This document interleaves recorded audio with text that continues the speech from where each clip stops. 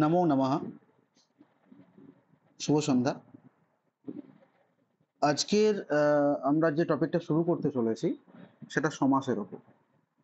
দেখুন, আমাদের অলরেডি কারক যেহেতু শেষ হয়েছে, কারক মানে দ্বিতীয়া বিভক্তি পর্যন্ত শেষ হয়েছে, এবং আমি যেহেতু একটু আমার মনে হয়েছে যে গ্রামারটা একটু ডিপলি পড়ানো দরকার, সেহেতু আমরা একটা ক্লাস বাড়ানোর চেষ্টা করছি। তো আজকের যে আমরা ওই একইভাবেই অব্যয়ীভাব এবং তৎপুরুষ দুটো শেষ করবো, আবার তখন কারকে যাবো, কিছুটা কিছুটা এগিয়ে দিয়ে বাকিটা কিন্তু যাবো। তাহলে দেখুন,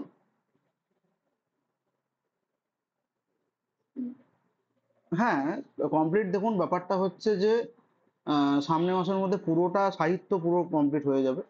গ্রামারও মোটামুটি হাফের উপর শেষ হয়ে যাবে, কারণ 70% শেষ হয়ে যাবে মোটামুটি। ঠিক আছে, কারণ দেখুন, এখন যদি বলি যে শব্দরূপ বা ধাতুরূপ, হুম, এগুলো হয়ে যাবে। দেখুন, প্র্যাকটিস বলতে দেখুন, সমাজ যদি ভালো করে পড়েন বা কারক পড়েন, মানে যেগুলো শেখাবো সেগুলোর ওপরই তো অশুদ্ধি হবে। মানে অশুদ্ধিটা হবে কি, কারকের ভুল থাকবে, সমাসের ভুল থাকবে, সন্ধির ভুল থাকবে, এগুলো থেকেই বেশিরভাগ হয়। ঠিক আছে, তো সেই বিষয়টা মাথায় আছে আমার, মানে সেই সময় অবশ্যই করে দেবো, কোনো অসুবিধার কিছু নেই। এবং যদি মনে হয় যে 15 তারিখ পর্যন্ত ক্লাসটা চলুক এই মাসে, যদি মনে হয় যে আরো কিছু ক্লাসের দরকার আছে বা এক্সট্রা ভিডিও, সেগুলো আমি করে দেবো, অসুবিধা নেই। ঠিক আছে, তাহলে দেখুন, সমাজটা আমরা শুরু করছি আজকে, এবং আমি স্ক্রিনটা শেয়ার করছি। দেখুন, দেখুন দেখা যাচ্ছে কিন্তু। তাহলে প্রথমে এই যে সমাস, এই সমাস জিনিসটা কি সেটা আমরা একটু বুঝবো। খুব গভীরে যাব না, কারণ তো যেহেতু এসএসসি যে ধরনের প্রশ্ন হয়, মানে একদম ডিপলি সূত্র কিন্তু প্রশ্ন হয় না, ডিপলি সূত্র ধরে প্রশ্ন হয় না, সেহেতু আমরা ডিপলি যাব না। যেরকম ধরনের প্রশ্ন আসে সেরকম ভাবে কিন্তু আমরা এগোবো। তবে দেখুন, প্রথমে বলছে যে সমাস জিনিসটা কি, না বলছে একপদী ভাবঃ সমাসঃ। অর্থাৎ কি, যে পরস্পর যে অন্বয় বিশিষ্ট দুই বা ততোধিক সুবন্ত পদের এক পদে পরিণত হওয়াকে সমাস বলছে। তাহলে অন্বয় বিশিষ্ট কি? অন্বয় বিশিষ্ট মানে হচ্ছে সম্পর্ক বিশিষ্ট। কারণ দেখুন, আমরা যখন কারকে পড়েছি যে কারক জিনিসটা কি, ক্রিয়ান্বয়ী কারকম, তো ক্রিয়ার সাথে যে অন্বয়, কার অন্বয়, কার সম্পর্ক ক্রিয়ার সাথে, না কর্তার সম্পর্ক। তাহলে এখানেও হচ্ছে কার সাথে সম্পর্ক, না বলছে যে দেখুন, পরস্পর অন্বয় বিশিষ্ট কার সাথে সম্পর্ক, না বলছে দুই বা ততোধিক সুবন্ত পদ। সুবন্ত পদ মানে কি, যে শব্দরূপী যে পদ, নামরূপী পদ, সংজ্ঞারূপী পদ, সেগুলি হচ্ছে। মানে দেখুন, একটা হচ্ছে সুপ, একটা হচ্ছে তিং। সুপ বলতে শব্দরূপকে বোঝায়, এবং তিং বলতে কি হয়, ধাতুরূপকে বোঝায়। তিঙান্ত, যার অন্তে তিং থাকে, তো সেটা হচ্ছে তিং। আর সুপ হচ্ছে কি, শব্দ বেসিক বলা হচ্ছে। ঠিক আছে, এবার দেখুন, তাহলে কি, দুই বা ততোধিক সুবন্ত পদের যখন একটা পদে সেটা পরিণত হচ্ছে, সেটা কি হচ্ছে, আমাদের বলছে সমাস বলছে। যেমন বিশ্বাস্য গতি, এর এক পদ কি হচ্ছে, বিশ্বাস্য গতি যদি বলি, তাহলে বিশ্ব গতি, আর এখানে বিশ্বাস্য পতি আছে, তাহলে দেখুন বিশ্বাস্য পতি হি, তো বিশ্বপতি। তারপর কি, রাজ্ঞ আদেশ, রাজ্ঞাদেশ, এইভাবে কিন্তু বিভিন্ন উদাহরণ কিন্তু আমরা দেখতে পাবো। ঠিক আছে, তাহলে সহজ কথায় কি হচ্ছে, যে দুই বা দুইয়ের বেশি যদি কি হয়, সুবন্ত পদ একে অপরে, মানে কি বলবো, যে মিলে যদি একটা পদে পরিণত হয়, সেটাকে সমাস বলছে। এবং এক পদ করার সময় কি হচ্ছে, যে প্রত্যেক পদে বিভক্তি কিন্তু লোপ করতে হয়। তাহলে দেখুন, এখানে কিন্তু বিভক্তি লোপ হচ্ছে, কারণ হচ্ছে এই যে বিশ্বাস্যপতি, তাহলে বিশ্বাস্য ষষ্ঠীর যে এক বচন, ষষ্ঠী বিভক্তিটা কিন্তু লোপ প্রাপ্তি হয়ে কি হয়ে যাচ্ছে, বিশ্বপতি। তাহলে কিন্তু দেখুন, বিভক্তি থাকছে না। তাহলে সহজ কথায় কি বলছে, যে বিভক্তির লোপ কিন্তু সমাসে হয়ে থাকে। আর কি বলছে, যে পূর্বপদ স্বরান্ত হলে উহারা কেবল কি করবে, যে পাশাপাশি বসে, এবং পূর্বপদ ব্যঞ্জনান্ত হলে ওই শব্দের সপ্তমীর বহুবচন সুপ পরে থাকলে উহার যে পরিবর্তন হয় সেরূপ পরিবর্তন হয়। তাহলে কি হচ্ছে, বলছি পূর্বপদ। তাহলে দেখুন, আমাদের কি হয়, যে প্রথম যে একটা, ধরুন একটা পদ থাকলো, এই একটা পদ থাকে, তারপর সেকেন্ড একটা পদ থাকে, তাহলে প্রথম পদটাকে কি বলছে, পূর্বপদ বলা হচ্ছে, সেকেন্ড পদটাকে উত্তরপদ বলা হচ্ছে। তাহলে এই যে পূর্বপদ, তাহলে পূর্বপদ কি বলছে, স্বরান্ত হলে, মানে কি বলছে, যদি স্বর স্বর থাকে আর কি, অন্তরূপী যে স্বর, যদি অন্তে স্বর থাকে, সহজ কথা হচ্ছে অন্তে যদি স্বর থাকে, কোন একটা ধরুন শব্দ থাকলো, সে শব্দ শেষে স্বরবর্ণ থাকবে, ঠিক আছে। আর কি বলছে, যদি উহারা পাশাপাশি বসে, যদি পাশাপাশি বসছে, বা কি বলছে পূর্বপদ যদি ব্যঞ্জন আনতে হয়, মানে ধরুন যদি পূর্বপদটা কি হচ্ছে, মানে যে পূর্বপদের যে শেষ বর্ণটা সেটা ব্যঞ্জন বর্ণ হয়, তাহলে ওই শব্দ কি বলছে, সপ্তমীর বহুবচন এবং সুপ পরে থাকলে, সুপ মানে সুবিভক্তি, সুপ, দেখুন সুপ বলতে কিন্তু শুধুমাত্র কাকে বলা হচ্ছে, যে সু ঔজস অম ঔৎসাস যেমন ভাবে যে আসছে, এইভাবে এই পুরোটা যখন আমরা বলবো সেটা কি হচ্ছে, সেই হচ্ছে ধরুন 21 প্রকার যেটা, ঠিক আছে, সেই 21 প্রকারকে বলা হয় সুপ বলা হয়। যেমন দেখুন মাহেশ্ব সূত্রে আমরা মানে আপনারা জানেন যে কি হয়েছে, যে প্রথম বর্ণটাকে গ্রহণ করা হয়, যদি বলি আই উন, তাহলে কি হয়, যে আর্ণ প্রত্যয়, আর্ণ প্রত্যয় কিন্তু গ্রহণ করা হয়। তেমনই কি হচ্ছে, এখানেও কিন্তু সুপ্রত্যয় ব্যবহার করা হচ্ছে। তো সেই সুপ্রত্যয় জিনিসটা কি না, এই যে আপনারা যে প্রথমেই যেটা দেখবেন পড়েছেন, যে সু ঔজাস করে এই যে মানে 21টা যে বিষয়টা রয়েছে সেটাই কিন্তু রয়েছে। এবার একটু ওটা দেখে নেবেন যে কি, যে শেষে দেখবেন মানে ওইভাবেই রয়েছে, শেষে দেখবেন সুপ আছে, ঠিক আছে।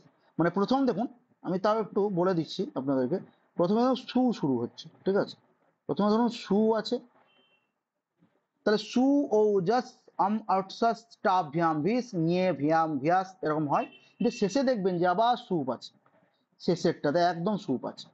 তাহলে এইখানে যে প্রথম পদটা গ্রহণ হলো আর এইটা গ্রহণ হবে না, শেষেরটা গ্রহণ হবে, তাহলে সুপ প্রত্যয় হচ্ছে বা সুপ প্রত্যাহার যে হচ্ছে, তাহলে এখানে কটা বর্ণ হচ্ছে আমাদের, 21 প্রকারে কিন্তু আমরা বর্ণ দেখতে পাচ্ছি। তাহলে এখানে কিন্তু সেরকম বলা হচ্ছে যে সুপ পরে থাকলে উহার যে পরিবর্তন সেরূপ পরিবর্তন হবে। যেমন দেখুন বিশ্বপতি, তাহলে এখানে যে বিশ্বাস্যপতি এরকম করে কি হয়, বিশ্বপতি। তাহলে এখানে বিশ্বপতি দেখুন যে করলো, এখানে রাজসু কেন করেছে দেখুন, বিশ্বপতি যখন হবে তখন সেটা কি হবে, প্রথম আর এক বচন হবে, তো এবার প্রথম আর এক বচন মানে কি সু, ঠিক আছে। মানে আপনাকে বলে দেওয়া হলো বিশ্বপতি না বলে দিল, মানে এই মানে বিশ্বসু বলতে পারেন, বা রাজসু এখানে যেহেতু দেওয়া আছে, বিশ্বপতি আর রাজসু একই, রাজাকে কেন্দ্রীভূত করে বলা হচ্ছে। তো যদি বিশ্বসু বলা হয় তাহলে সু বলতে পতিরই আদেশ হবে, পতিকেই বুঝতে হবে, ঠিক আছে। মানে যেমন ধরুন রাজ্য পুরুষ, খুব একটা কমন উদাহরণ আপনারা পড়েছেন, রাজ্য পুরুষ, রাজপুরুষ। তো রাজ্য পুরুষ ষষ্ঠীর এক বচন কি হয়, নিয়াস হয়, নিয়াস, উঙ থাকবে আর দন্ত শয়ে হসন থাকবে। যদি দেখবেন যে শব্দরূপে যে বই আছে সে বইটা খুলবেন একবার, দেখবেন যে সপ্তমীর ষষ্ঠীর যে এক বচনে সেটাতে ইয়াস লেখা আছে। তো ইয়াস মানে হচ্ছে ওই যে ইয়াস, তাহলে উঙ ধরুন এরকম থাকে এবং ইয়াস, তাহলে এই যে হসন্তটা থাকে, তাহলে হসন্ত হলান্তম সূত্রানুসারে কি হয়, যে লোপ প্রাপ্তি হয়ে যায় এবং এর জায়গায় কি হয়, বিসর্গ বসে, মানে স্বজাত বিসর্গ বসে যায়, সেই জন্য কি হচ্ছে রাজ্ঞ, রাজের রাজ্ঞ হচ্ছে, ঠিক আছে। তো যাই হোক, এটা মানে লৌকিক, মানে একটা দেখুন লৌকিক সংস্কৃত, একটা হচ্ছে কি হচ্ছে ব্যাকরণগত সংস্কৃত বা বৈদিক সংস্কৃত বলতে পারি। তো কি, যখন আমরা লৌকিক সংস্কৃত বিশ্বপতি বললে কিন্তু আমরা সহজেই বুঝতে পারছি বিশ্বাস্যপতি, কিন্তু আমরা যদি বলি বিশ্বং ইয়াস তাহলে কিন্তু বুঝতে কিন্তু অসুবিধা হবে, মানে যদি যারা জানে না সংস্কৃত তারা কিন্তু চট করে বুঝতে পারবেন না। তো যাই হোক, তাহলে দেখুন এখানে কি বলা হচ্ছে এটা তোমরা দেখলাম, এবার বলছে সন্ধি সম্ভব হলে কি হচ্ছে, অবশ্যই এখানে সন্ধি আদেশ হয়, যেমন রাজাদেশ, রাজ্ঞী আদেশ ইতি, রাজাদেশ, বিদ্বজ্জনা এরকম কিন্তু রয়েছে। আর কি রয়েছে, সমাসবদ্ধ শব্দের উত্তর প্রয়োজন মতো বিভক্তি দিতে হবে। তাহলে দেখুন বিভক্তি, যে বিভক্তি হবে, যে সপ্তমী বিভক্তি হয়, ষষ্ঠী বিভক্তি যা হয় তার প্রয়োগ কিন্তু করতে হবে। আর বলা হচ্ছে কি, সমাসের বাক্যকে কি বলা হয়, ব্যাস বাক্য বলা হয়। তাহলে সমাসের যে বাক্য থাকে সেটাকে ব্যাস বাক্য বলা হয়, সমাস বাক্য অথবা বিগ্রহ বাক্য, তাহলে সমাস বাক্য বলা হয় বা বিগ্রহ বাক্য কিন্তু বলা হয়ে থাকে। এবং দেখুন কি বলা হচ্ছে, যে ব্যাস বাক্যের প্রত্যেক পদকে সমস্যমান পদ বলা হয়, এক একটা যে পদ থাকছে প্রত্যেকটা পদকে কি বলছে, সমস্যমান। কেন দেখুন সমস্যমান কেন, কারণ হচ্ছে সমাধান করা হয়, সমস্যা সমাধান করা হয়, সেই জন্য কি হচ্ছে সমস্যমান পদ। এবং সমাসবদ্ধ পদকে কি বলা হয়, যে যখন যুক্ত থাকছে তখন কি হচ্ছে সমস্ত পদ বলা হয়। যেমন কি হচ্ছে তাহলে বিশ্বাস্যপতি, তাহলে দেখুন এটাকে বিগ্রহ বাক্য বলা চলে বা ব্যাস বাক্য বলা চলে বা সমস্যমান পদ বলা চলে। কিন্তু যখন এটা বিশ্বপতি একসাথে হয়ে যাবে তখন কি হবে, সমস্ত পদ কিন্তু হয়ে যাবে। এটুকুই মোটামুটি। এরপরে দেখুন তাহলে সমাস কয় প্রকার, না পাণিনির মতে বলা হচ্ছে যে সমাস হচ্ছে চতুর্বিধ, সমাস চতুর্বিধ। তাহলে দেখুন সমাস হচ্ছে চতুর্বিধা, তাহলে সমাস হচ্ছে চার প্রকার, অব্যয়ীভাব, তৎপুরুষ, দ্বন্দ্ব আর বহুব্রী। এবার দেখুন প্রথমত যে প্রাথমিক যে খুবই সামান্য যে জ্ঞানটুপি যে বিষয়টা বলা হচ্ছে যে দুটো করে পদ থাকছে প্রত্যেকটা সমাসের এবং কোন পদ প্রাধান্য হচ্ছে মানে কোন পদ প্রধান। তাহলে দেখুন অব্যয়ীভাব সমাসে আমরা কি দেখবো, পূর্বপদ প্রধান, তৎপুরুষের উত্তর পদ প্রধান, দ্বন্দ্বের কি হচ্ছে উভয় পদ প্রধান এবং বহুব্রী হচ্ছে অন্য পদ প্রধান। এগুলো আপনারা এমনিই জানেন। এবং এই যে বাকি যে দুটো সমাস রয়েছে মূলত যে কর্মধারয় আর দ্বিগু, এটা হচ্ছে কার অন্তর্ভুক্ত, এটা হচ্ছে তৎপুরুষের অন্তর্ভুক্ত। প্রশ্ন আসতে পারে যে এই দুটো সমাস কোন সমাসের অন্তর্ভুক্ত হয়ে থাকে, তাহলে বলতে হবে তৎপুরুষ সমাসের অন্তর্ভুক্ত হয়ে থাকে। এবারে দেখুন সমাসে যখন আমরা সমাস করতে যাব মূল শব্দ কিছু কিছু কারণের জন্য শব্দ চেঞ্জ হয়ে যায়, মানে কি হয় যে ইকার এ হয়ে যায়, আকার হ্রস্বকার হয়ে যায়, এরকম হয়ে যায়। তো ওই রকম কিছু নিয়ম কিন্তু এখানে দেওয়া হয়েছে, সেটা একটু দেখুন। প্রথমে কি বলছে দেখুন, সমাসে এক বচনান্ত যদি এক বচন বোঝায় তাহলে দ্বিবচনও বোঝাবে না, বহু বচনও বোঝাবে না। তাহলে দেখুন অসমত শব্দরূপ, তার একটা শব্দরূপ রয়েছে যে এই যে আহম আবাম বয়ম যেটা করেন, তাহলে অসমত শব্দরূপে কি হয়, তাহলে আহম আবাম বয়ম তাহলে করা যাবে না, তাহলে কি হচ্ছে এক বচন, মানে ধরুন আহম নিলেন, মাম নিলেন, মানে এক বচন গুলো, ঠিক আছে, মত নিলেন। তো এইরকম গুলোকে কি বলা হচ্ছে যে অসমত শব্দের মদ, এবং এক বচনান্ত যুসমত শব্দের কথা বলা হচ্ছে তদ, কি বলছে স্থানে তদ হয়। তাহলে দেখুন এখানে বলা হচ্ছে যে যেমন মামা গৃহম, তাহলে মামাটা কি হয়ে গেল, মদ গৃহম হয়ে গেল, কারণ আগেই বলেছি যদি প্রথম আর এক বচন থাকে কিসের, অসমত শব্দের, তাহলে কি হয় সেটা মদ হয়ে যায়। সেই জন্য কিন্তু এখানে কি হলো, মামা গৃহমটা মদ গৃহম হয়ে গেল। তারপরে দেখুন মায়া কৃতম, তৃতীয়ার এক বচন করা হয়েছে কিন্তু মত কৃতম হলো, ঠিক আছে। তব আদেশ ত্বদাদেশ, তব লেখনী তল্লেখনী। তাহলে এইগুলো শুধুমাত্র মনে রাখার বিষয়, যখন সমাস নির্ণয় করতে যাবেন তখন এটা কি হওয়া উচিত, যে মামাগৃহমটা কি হওয়া উচিত বা মায়াকৃতমটা কি হওয়া উচিত। তাহলে কেন হচ্ছে, কারণ হচ্ছে অসমত শব্দের এক বচন রয়েছে এবং এটাই বলছে পাণিনি বলছে নিয়ম করে গেছেন যে এটা কিন্তু কি করতে হবে, মাত করতে হবে, যাই থাকুক না কেন অসমত শব্দ যদি এক বচন থাকে তো সেটা মাত করতে হবে, সমাস করতে হবে।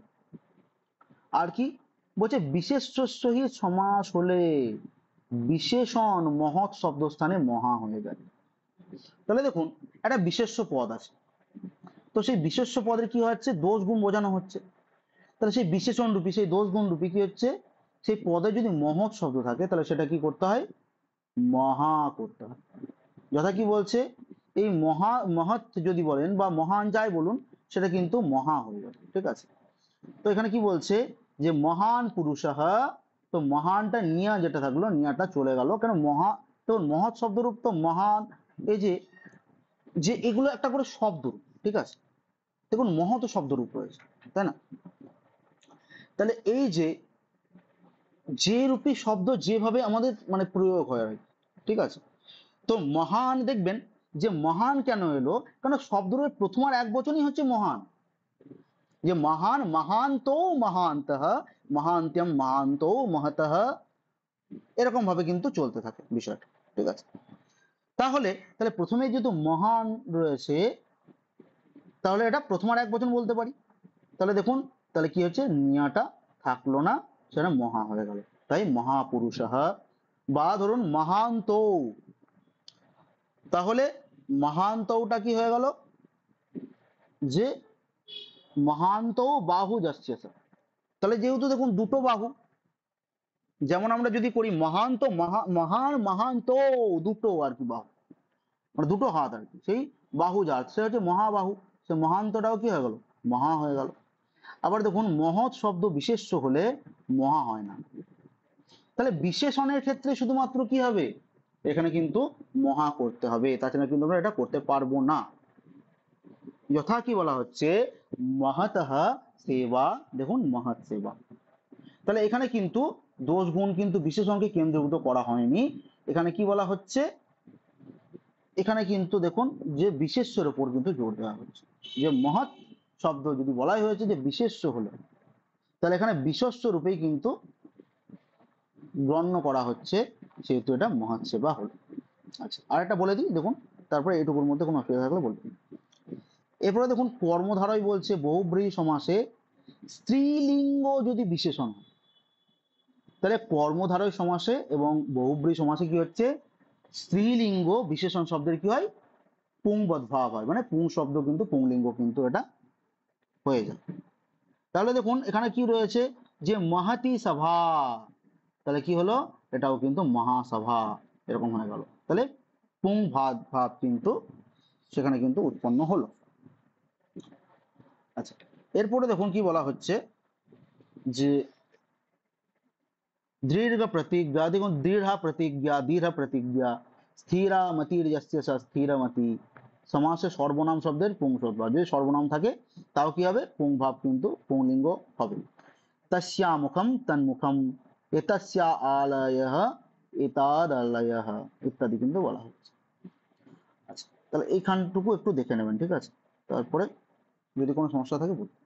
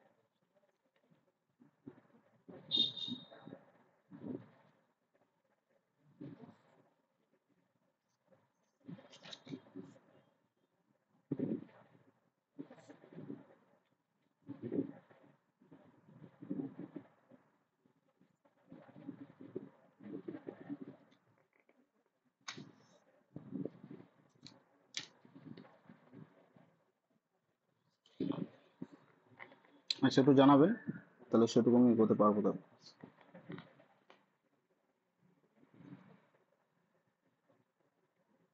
আচ্ছা, ঠিক আছে। এরপরে দেখুন, যেমন রয়েছে যে স্ত্রী স্ত্রী প্রত্যয়ান্ত শব্দ এবং গো শব্দের অর্থ যদি অপ্রধান হয়, মানে এটা প্রধান রূপে যদি প্রতিপাদিত না হয়, অপ্রধান রূপে প্রতিপাদিত হয়, তাহলে কি হবে, এদের অন্তঃস্বর হ্রস্ব হয়ে যায়। যথা কি বলছে, দৃঢ় প্রতিজ্ঞা যস্য স দৃঢ় প্রতিজ্ঞ, চিত্রা গো যস্য স চিত্রগু। দেখুন যখন এগুলো মানে ব্যাস বাক্য থেকে কি হচ্ছে, সমস্ত পদ আর কি করতে যাবেন, তখন কিন্তু এগুলো কাজে লাগবে, এগুলো জাস্ট মনে রাখার বিষয়, ঠিক আছে, কারণ এটা প্র্যাকটিস করতে করতে এটা কিন্তু চলে আসবে। তারপর দেখুন কি বলা হচ্ছে, যে ক্লীবলিঙ্গ শব্দের অবস্থিত দীর্ঘস্বর হ্রস্ব হয়ে যায়। যেমন দেখুন কি বলা হচ্ছে, যে গঙ্গায়াহ সমীপে, তাহলে উপগঙ্গম, তাহলে দেখুন ক্লীবলিঙ্গ শব্দের যখন এই যে দেখুন এই যে উপগঙ্গম, এটা হচ্ছে ক্লীবলিঙ্গ শব্দ, তাহলে হচ্ছে বলছি শব্দের অন্তঃস্থিত দীর্ঘস্বর, মানে এখানে কি ছিল, গঙ্গা ছিল, তো যখন ব্যাস বাক্য ছিল তখন গঙ্গা, তাহলে দেখুন আমরা যখন এটা করতে গিয়েছি, কারণ অব্যয়ী ভাব সমাসে আমরা কি জানি, যে ক্লীবলিঙ্গের এক বচন হয় সবসময়, অব্যয়ী ভাব যখন সমাস করতে যাব তার যে সমস্ত পদ হবে সেটা কি হবে, ক্লীবলিঙ্গের এক বচন হবে। তাহলে ক্লীবলিঙ্গের কি বলছে, শব্দের অন্তঃস্থিত দীর্ঘস্ব, তাহলে দেখুন অন্তের যে গঙ্গা মূল শব্দ, তো তাহলে গঙ্গা শেষে কি আছে, আকার আছে, তাহলে সেটা কি হবে, দীর্ঘটা হ্রস্ব হয়ে যাবে, তাহলে গঙ্গা হয়ে যাচ্ছে। তাহলে এবার ম দেখুন, ম তো আনতেই হবে, কারণ হচ্ছে যেহেতু আমাদের এটা আমরা ক্লীবলিঙ্গ করতে যাচ্ছি, তাই গঙ্গায়াহ সমীপে উপগঙ্গম, নদ্যাহ সমীপে উপনদী, এরকম কিন্তু হয়ে যাচ্ছে। আচ্ছা, এরপরে দেখুন সমাসে বলা হচ্ছে কঠিন, যদি কঠিন শব্দ থাকে তাহলে সেই শব্দস্থানে কি হয়, পথ হয়ে যায়, কঠিনটা কি হয়ে যায়, পথ হয়ে যায়। তাহলে দেখুন রাজ, যেমন হচ্ছে উদাহরণ করেছে রাজপথ, রম্যপথ, রম্যপথম, নগরম, ত্রিপথম, ঠিক আছে, পথ মূলটা কিন্তু থাকবে। এবার যখন আমরা সেটা মানে ক্লীবলিঙ্গ যদি করি, তাহলে এরকম তো সেটা আমরা দেখতে হবে যে রাজপথমও থাকতে পারে, রাজপথটা এখানে রম্যপথম যেমন দিয়েছে, নগরম, ত্রিপথম, আর কি দেওয়া আছে, যে বিপথম, তাহলে ইত্যাদি কিন্তু এইগুলো জাস্ট একটু লক্ষ্য রাখবেন, যে আমাদের চেঞ্জেসটা কিভাবে হয় যখন আমরা ব্যাস বাক্য থেকে সমস্ত পদ করবো, তখন কিন্তু এগুলো দরকার পড়বে। আচ্ছা দেখুন, তাহলে আজকে আমরা যেটা পড়াতে চলেছি মূলত মানে প্রথমগুলো একটু প্রাথমিক একটু জিনিসটা দেখলাম, এবার পুরো অব্যয়ীভাব সমাসটা কিন্তু আজকে আমরা পড়ব। অব্যয়ীভাব সমাস কি এবং সেটা কিভাবে নির্ণয় করা হচ্ছে সেটা কিন্তু দেখুন। দেখুন বলা হচ্ছে যে সমাসে পূর্ব পদে থাকা অব্যয়ের অর্থই প্রাধান্য লাভ করে থাকে অব্যয়ীভাব সমাস বলা হয়। তাহলে দেখুন এটা আমাদের জানায় যে পূর্বপদ প্রধান হয়, কারণ কি বলা হচ্ছে, পাণিনি বলেই গিয়েছেন যে পূর্ব পদার্থ প্রধান ইতি অব্যয়ী ভাব। তাহলে কি, যে পূর্ব পদের অর্থ যেখানে প্রাধান্য লাভ করে সেটা কি হচ্ছে, সেটা হচ্ছে অব্যয়ীভাব সমাসের ক্ষেত্রে কিন্তু সেটা হয়ে থাকে, সেটাই অব্যয়ীভাব সমাস। এবং দেখুন বলা হচ্ছে অব্যয়ীভাব সমাসে সমাসবদ্ধ পদটি ক্লীবলিঙ্গ হয়। যখন সমাসবদ্ধ পদ থাকবে তো সেটা ক্লীবলিঙ্গ করতে হবে। এটা অব্যয়ীভাব আসছে, এটা সূত্র একটা, আমরা ডিটেলিং করতে চাইছি না কারণ এগুলো দরকার নেই, কিন্তু তাও একটু বলে রাখছি কি, যে অব্যয়ীভাব আসছে এই সূত্রানুসারের দ্বারা কি বলা হচ্ছে, যে এই যে বলছে অব্যয়ীভাব সমাসে সমাসবদ্ধ পদটি ক্লীবলিঙ্গ হয়, সেটা কোন সূত্রের দ্বারা না, বলছে অব্যয়ীভাব আসছে বলে একটা সূত্র আছে, সেটার দ্বারাই বলা হচ্ছে। যেমন দেখুন ভিক্ষায়াহ অভাবঃ, তাহলে এই দুটি পদ কি হচ্ছে, যে ভিক্ষার অভাব এখানে কিন্তু বোঝাচ্ছে, যে ভিক্ষার যে অভাব। তাহলে এখানে দেখুন এই অর্থে দুর্ভিক্ষা, এই যে দুর্ভিক্ষা, ঠিক আছে, পদ গঠিত হচ্ছে। তাহলে এই দু শব্দের দ্বারা কি বোঝানো হচ্ছে, দু শব্দের দ্বারা আমাদের কিন্তু অভাব বোঝানো হচ্ছে, ঠিক আছে। এবং সেই জন্য লেখা আছে দেখুন দু শব্দটি অভাব দোতনা করছে, এবং অব্যয়ীভাব সমাস যেহেতু ক্লীবলিঙ্গ হয় তাই দুর্ভিক্ষা স্থলে কি হয়েছে, দুর্ভিক্ষম হয়ে গেছে, ঠিক আছে। তাহলে এবার দেখুন এই যে নিয়ম কিছু, ঠিক আছে, নিয়মগুলো কি হয়, যে যখন অব্যয় থাকবে, ঠিক আছে, অব্যয় থাকলে কিন্তু দেখবেন যে হ্রস্ব মানে দীর্ঘস্বরটা হ্রস্বকারে রূপান্তরিত হয়ে যায়। কারণ এরপরেই আমরা দেখব যে এখানে দেখুন অব্যয়ীভাব সমাসে সমাসবদ্ধ পদান্তের দীর্ঘস্বরটি হ্রস্ব হয়ে যায়। তাহলে অব্যয়ীভাব সমাসে কি হবে, পদান্তের যে দীর্ঘ মানে পদের অন্তে যে দীর্ঘস্বর থাকবে সেটা কি হবে, হ্রস্বস্বরে রূপান্তরিত হবে। এবার দেখুন এখানেও আমরা উদাহরণ পাচ্ছি কি, গঙ্গায়াহ সমীপম, তাহলে এখানে কি হচ্ছে, তাহলে গঙ্গাটা দেখুন কি হয়ে যাবে, শেষে আছে বলে যে গঙ্গাটা গঙ্গা হয়ে যাবে, তাহলে উপগঙ্গম, ঠিক আছে, মানে উপ আসেই, ঠিক আছে, মানে গঙ্গায়াহ সমীপম অর্থে কি, উপশব্দের দ্বারা সমীপকেই বোঝায়, কাছেই বোঝায়, ঠিক আছে, সেহেতু এটা সমীপম পদটা যুক্ত হয়, তা গঙ্গায়াহ সমীপম উপগঙ্গম। এবার দেখুন কোথা থেকে কি হয়, যে আ থাকলে অ এ রূপান্তরিত হয়, ঠিক আছে, দীর্ঘই থাকলে হ্রস্বইতকারে রূপান্তরিত হয়, হ্রস্বকার থাকলে এই দীর্ঘকার থাকলে হ্রস্বকারে রূপান্তরিত হয়, ঠিক আছে, এইগুলো কিন্তু হয়ে থাকে। তাই এখানে বলা হচ্ছে উপগঙ্গম হয়েছে, এবং উপগঙ্গা পদের অন্তঃস্থিত আ স্থানে অ হয়ে কি হয়েছে, উপগঙ্গা হয়েছে, এবং ক্লীবলিঙ্গ হওয়ায় উপগঙ্গম পদ কিন্তু হয়েছে। এবার দেখুন এই রকমই একটা খুব সহজ একটা উদাহরণ বলছি, যেটা আপনারা সকলেই পড়ে থাকেন, যে গ্রাজুয়েশনে প্রথমে আমাদেরকে কি পড়তে হয়েছে, অভিজ্ঞান শকুন্তলম, তাই না। তাহলে এই যে অভিজ্ঞান শকুন্তলম, এটা অভিজ্ঞান শকুন্তলা কেন হলো না, এটাই হচ্ছে প্রশ্ন।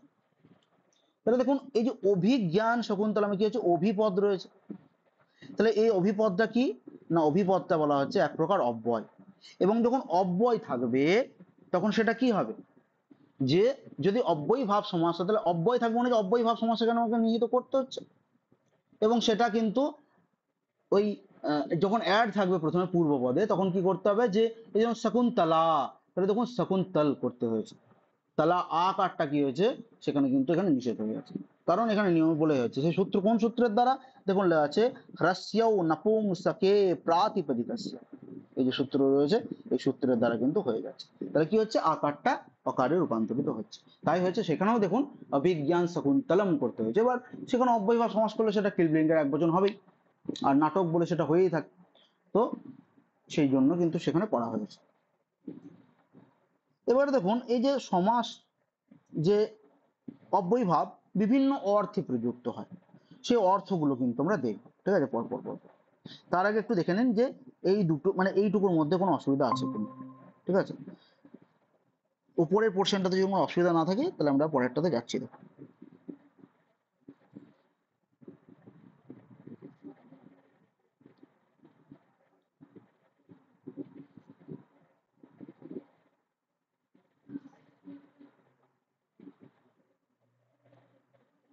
এটা এটা দুটোর মধ্যে দেখুন কোনো অসুবিধা থাকলে বলুন।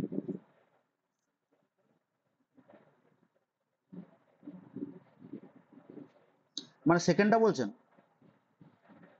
আচ্ছা, ঠিক আছে ঠিক আছে, বলে দিচ্ছি। দেখুন তাহলে বলছি, দেখুন অব্যয়ীভাব সমাসের সমাসবদ্ধ পদান্তের দীর্ঘস্বরটি হ্রস্ব হয়। দেখুন সমাসবদ্ধ যখন পদ আছে, তাহলে এটা তো আমাদের কি হয়েছে, এই দেখুন উপগঙ্গম। তাহলে উপগঙ্গম এটা যে হয়েছে উপগঙ্গ হয়েছে, তো এটা আকার দেখুন, গঙ্গাটা কিন্তু আকারটা চলে গেছে, ডিলিট হয়ে গেছে। কেন ডিলিট হয়ে গেছে? কারণ নিয়ম আছে। দেখুন এই যে উপটা কি হচ্ছে, উপ একটা অব্যয়। আর এখানে বলাই হয়ে থাকে, যদি কোনো অব্যয় শব্দ পূর্বে বসে, পূর্ব স্থানে যদি অব্যয় শব্দ বসে, তাহলে যদি স্ত্রীলিঙ্গ আকারান্ত কোনো শব্দ থাকে, তাহলে স্ত্রীলিঙ্গ এখানে আসে। দেখুন কি হচ্ছে, গঙ্গা তো এখানে তো ভেঙে পড়েছে গঙ্গা সমীপম, কিন্তু মূল শব্দ কি গঙ্গা ছিল। তাহলে গঙ্গাটা কি হবে, শুধু গঙ্গ হয়ে যাবে, গঙ্গার আকারটা চলে যাবে, তাহলে গঙ্গা। তাহলে দেখুন উপটা যেহেতু সমীপ অর্থে বোঝায়, সেহেতু উপ গঙ্গা হয়ে গেল। তাহলে উপর সাথে গঙ্গ মিলিত হলো। এবং ময় হলন্ত কেন আসছে, কারণ দেখুন এখানে ওটা যেহেতু আমাদের ক্লিবলিঙ্গর এক বচন করতে হবে, সেহেতু মহাসন হলন্ত আনতেই হবে, সেজন্য কিন্তু কি হয়েছে উপগঙ্গম। এবং সেটা কোন সূত্রানুসারে, হ্রস্য নপুংসকে প্রাতিপদিক আসছে। মানে নপুংসক কেন, দেখুন এটা নপুংসক হয়ে গেল, ক্লিবলিঙ্গ হয়ে গেল, তাই না? নপুংসক ক্লিবলিঙ্গ তো একই বোঝাচ্ছে।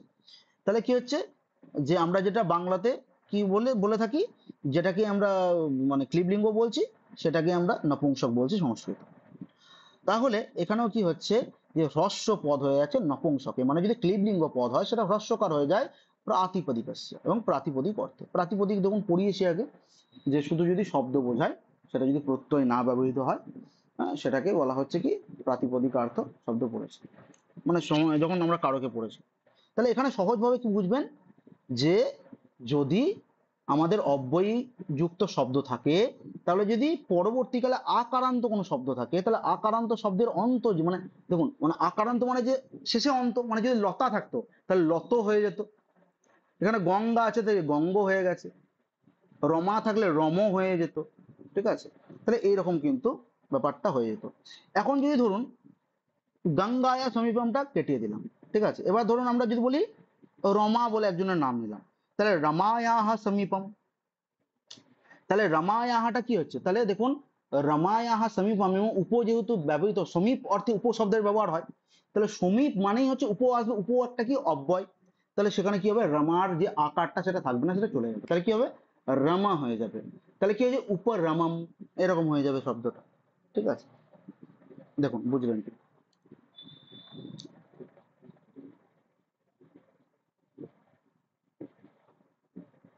হ্যাঁ, মানে অব্যয়ী ভাব সমাসে ক্লিব লিঙ্গেই নিতে হবে, মানে আপনি কিন্তু অন্য কোনো বিষয়ে নিতে পারেন। মানে আমরা যদি এখন ধরুন মানে পুংলিঙ্গে করে দিই সেটা কনভার্ট, বা স্ত্রীলিঙ্গে করে দিই, মানে মানে যে সমস্ত পদটা যেটা সন্ধিবদ্ধ থাকবে, সেটাকে কিন্তু তাহলে সেটা অব্যয়ী ভাব সমাস গ্রহণযোগ্য হবে না, অন্য সমাস হয়ে যাবে। ক্লিবলিঙ্গ হতেই হবে, ক্লিবলিঙ্গ হবে। এবং ক্লিবলিঙ্গ দেখুন, শুধু ক্লিবলিঙ্গ হলে হবে না, ক্লিবলিঙ্গের এক বচন হবে,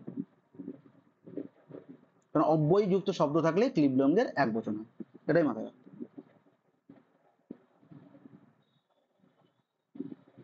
ঠিক আছে?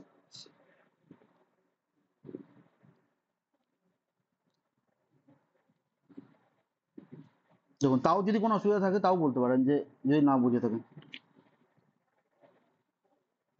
হ্যাঁ, সমীপ অর্থে উপ হয়। হ্যাঁ, এবার দেখুন অধিটা বলতে কি, মানে আপনি নিচের গুলো দেখছেন তো, না অভি বলছেন? এই যে অধি এটা বলছেন? আচ্ছা আচ্ছা, এইগুলো দেখুন, মানে এটা আরো একটা সূত্র নিয়োগ করেছে না, এই সূত্র অনুযায়ী হচ্ছে।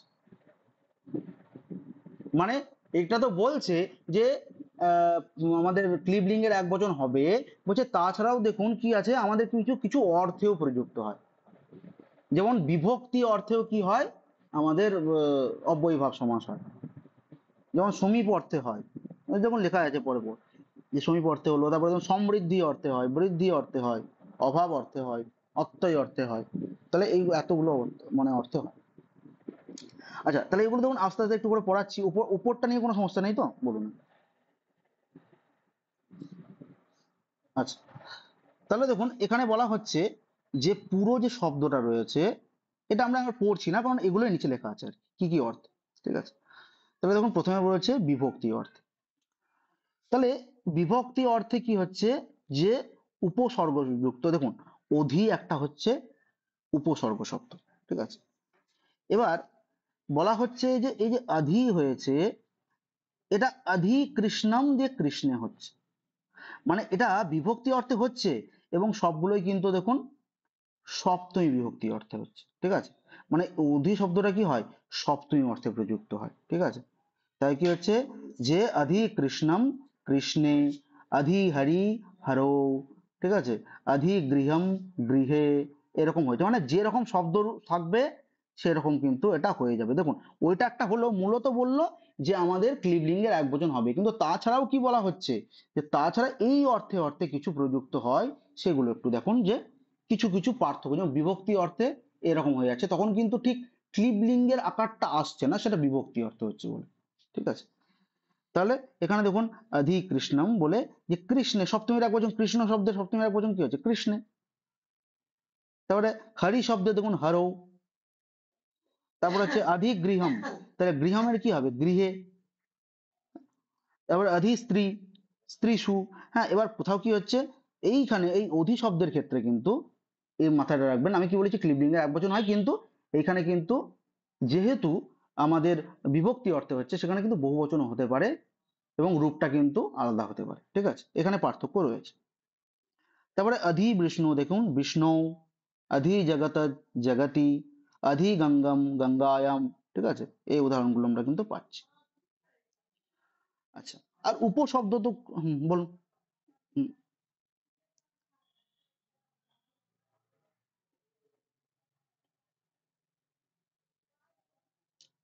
হ্যাঁ হ্যাঁ, ক্লিবলিঙ্গের এক বচন হয়। হ্যাঁ,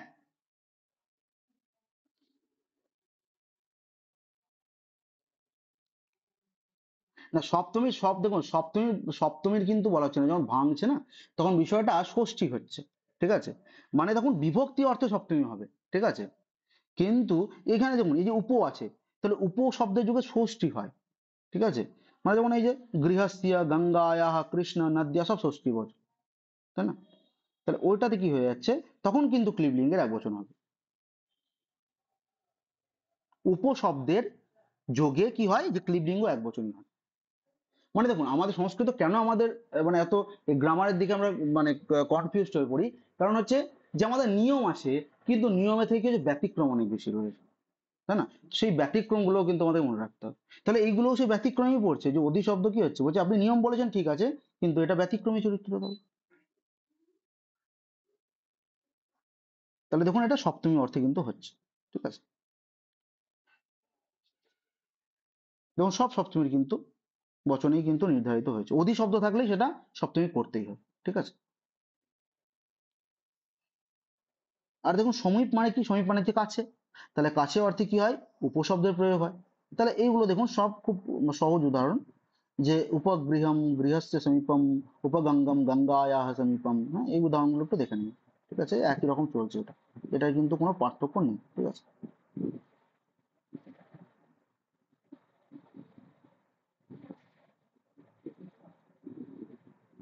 এবার দেখুন এই যে উপশব্দের সাথে সাথে কি বলছে, আরো দুটো বসে, সেটা হচ্ছে অপ এবং সামা। তাহলে অপ সমর যোগ্য কি হচ্ছে, সেটাও কিন্তু সামীপ্য অর্থে প্রযুক্ত হয়। তাহলে দেখুন আমরা সবাই জানি যে উপশব্দের যোগে সামীপ্যতা বোঝায়, কাছে বোঝায়, কিন্তু আপনাকে কিন্তু ঘুরিয়ে প্রশ্ন করে দিতে পারে যে এর মধ্যে কোনটি কাছে বোঝায়। এবার ধরুন উপশব্দ দিলই না, তখন মনে হবে যে প্রশ্নটা কি ভুল করে দিল, প্রশ্নটা তো এরকম হওয়া উচিত নয়, উপশব্দের যুগে মানে কাছে বোঝায়, তাহলে অপ সম দুটোই দিয়ে দিল, বা মানে যে কোনো ব্যতিক্রম দিয়ে দিতে পারে, তখন হচ্ছে কিন্তু আপ সময় এটা কিন্তু লক্ষ্য করতে হবে। ঠিক আছে, সেটা অর্থেও কি হয়, সমীপ অর্থেই বোঝায়। তাহলে দেখুন যেমন অপদিশম, দিশাহ সমীপম, সমক্ষম অক্ষ্ণোহ সমীপম, এরকম কিন্তু বোঝাচ্ছে। তাহলে এগুলো ব্যতিক্রম, এই দুটো উদাহরণ কিন্তু মনে রাখবেন। আচ্ছা, এরপরে দেখুন সমৃদ্ধি অর্থে বোঝাচ্ছে, উন্নতি বোঝাচ্ছে। উন্নতি অর্থে কি হয়, সু শব্দের প্রয়োগ হয়, তাই না? আমরা যেমন সংস্কৃতে সু মানে কি হয়, ভালো অর্থে বোঝায়, সু মানে শুভ আর কি। তাহলে এখানে কি বলছে, উন্নতি বোঝাচ্ছে।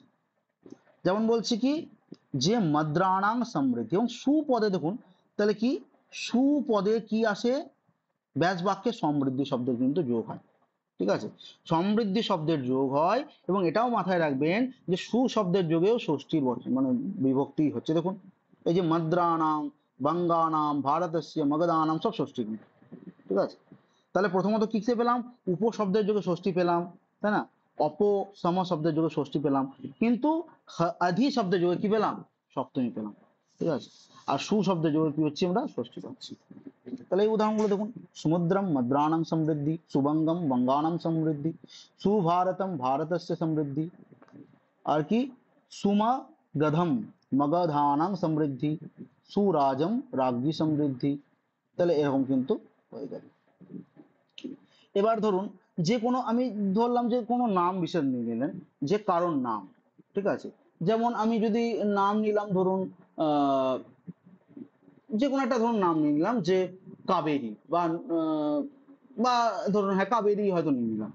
তাহলে কি হচ্ছে, কাবেরীর ধরুন সুকাবেরী দিলাম, ঠিক আছে? তাহলে সুকাবেরী এরকম পদটা দিলাম, তাহলে সেখানে কি হয়ে যাবে, যে সু, দেখুন তাহলে যেমন হচ্ছে কাবেরী, যেমন নদী শব্দের মতো নদ্যাহা, যেমন ষষ্ঠীর এক বচনে, তবে কাবেরিয়াহা কি হবে, সমৃদ্ধি, এরকম হয়ে যাবে, ঠিক আছে? তাহলে সু শব্দের যোগে কি হচ্ছে, আমাদের ষষ্ঠীর বচন আমরা দেখতে পাচ্ছি, এবং সেখানে সু শব্দের যোগে কি ব্যবহার হয়, সমৃদ্ধি হয়, ঠিক আছে? কারণ আমরা কি বলেছি, সু শব্দের যোগে যেহেতু উন্নতি বোঝাচ্ছে, তাহলে উন্নতি মানে যে সমৃদ্ধিকে ইন্ডিকেট করছে, সেহেতু এটা হলো। আচ্ছা, আর কি বলছে, বৃদ্ধি অর্থে হচ্ছে। তাহলে বলছে কি, যে ঋদ্ধি বা উন্নতির অভাব অর্থে, যদি উন্নতির অভাব বোঝায় তাহলেও কিন্তু এখানে হবে, দু শব্দের দ্বারা উন্নতির অভাবকে কিন্তু কেন্দ্রীভূত করছে। এবং এখানেও কিন্তু এই বৃদ্ধি শব্দটা আসবে। বৃদ্ধি মানে হচ্ছে কি, এখানে কিন্তু বৃদ্ধি প্রাপ্ত নয়, দেখুন মানে উন্নতির অভাবকে বোঝাচ্ছে, ঠিক আছে? যে উন্নতি হবে না সেখানে। তাহলে এখানে বলছে দূর জীবনম, তাহলে জীবনানাং বৃদ্ধি, তাহলে এখানে বৃদ্ধি শব্দের প্রয়োগ হয়ে গেল। তারপর দেখুন স্মেচ্ছানাং বৃদ্ধি, তাহলে এখানেও কিন্তু দু শব্দের যুগে আমরা কি দেখলাম, ষষ্ঠীর কিন্তু বহুবচন প্রয়োগ হচ্ছে। অভাব অর্থে দেখুন বলছে কিছু না থাকা অর্থে, নি অর্থ বোঝায়। তাহলে কি বলছে, বিঘ্নস্য অভাব, তাহলে কি হচ্ছে, এখানেও কি হচ্ছে, অভাব। দেখুন নি শব্দের যুগে কি হবে, অভাব পদ প্রয়োগ হবে।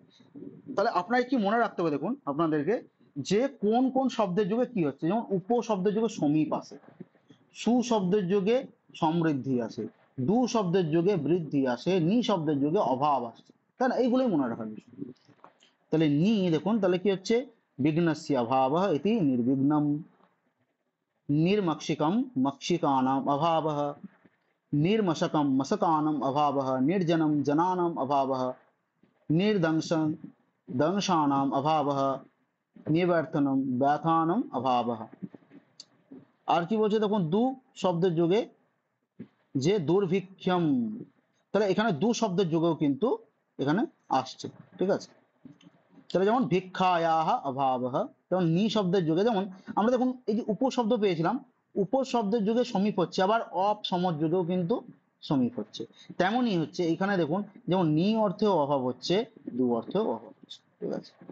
তাহলে কি হলো, দুর্ভিক্ষম, ভিক্ষায়া অভাব ইতি দুর্ভিক্ষম। তারপরে দেখুন অপাপম, পাপস্য অভাব, যেটা অপাপ। এবার এই যে দেখুন দু শব্দের যুগে যেটা হচ্ছে, কিন্তু এখানে দেখুন লিখছে, লেখা আছে মানে নঙার্থক, যেটা দেখুন যদি ব্রাহ্মণ নয় তাহলে অব্রাহ্মণ, এরকম আমরা বলবো। যে কুলীন নয় সে অকুলীন, মানে এইরকম যদি অপদের যদি আগে আগে আসে, হ্যাঁ, তাহলে কি হবে, সেটাও কিন্তু আমাদের অব্যয়ভাব মানে সমাসের কিন্তু অন্তর্ভুক্ত হয়ে যাবে, ঠিক আছে? তাহলে এটা কি, এবং কিন্তু দেখুন যেটা হবে সেটা কিন্তু ক্লিব লিঙ্গ যুক্ত হতে হবে, কারণ এগুলো সব ক্লিব লিঙ্গ আছে, ঠিক আছে, এটা মাথায় রাখতে হবে, ঠিক আছে, নাহলে কিন্তু অন্য সমাস হয়ে যাবে। সেটাও পরে যখন যাবো আমরা অন্য সমাসে তখন দেখবো যে অন্য সমাস কিন্তু এগুলো হচ্ছে। তাহলে দেখুন এখানে কি বলছে যে অপাপম, তাহলে যেটা পাপ নয়, তাহলে পাপস্য অভাব, অবিঘ্নম বিঘ্নস্য অভাব, অতি হিমম হিমস্য। এবার দেখুন অতি মানে এখানে অন্য চলে গেল, অত্যাই, অতি যেটা, তাহলে অত্যাই মানে যে ধ্বংস অর্থ, মানে যেখানে ধ্বংস বোঝাবে সেটা হচ্ছে অত্যাই। তাহলে এটা অত্যাই কোথায় বসবে, যদি অতি শব্দ থাকে তাহলে অতির সঙ্গে অত্যাই শব্দের কিন্তু প্রয়োগ হয়ে যায়। তাহলে দেখুন এখানে কি হচ্ছে অতি হিমম, তাহলে হিমাস্য অভাব, এই হিমাস্য অভাব বলছি, অত্যয়, ঠিক আছে, অত্যয় যেহেতু অতি শব্দের যুগে কি হচ্ছে অত্যয় হচ্ছে, তাই হচ্ছে দেখুন সব অত্যয়। তাহলে অতি বাধম বাধায় অত্যয়, অতি কষ্টম কষ্টস্য অত্যয়, অতি পীরম পীড়ায় অত্যয়, এরকম কিন্তু আমাদের পদগুলো হয়ে যাচ্ছে, ঠিক আছে। আচ্ছা, এরপরে দেখুন পরপর আমি চলে যাচ্ছি পুরোপুরি ছকটাতে, ঠিক আছে, তারপরে কোনো অসুবিধা থাকলে বলবো।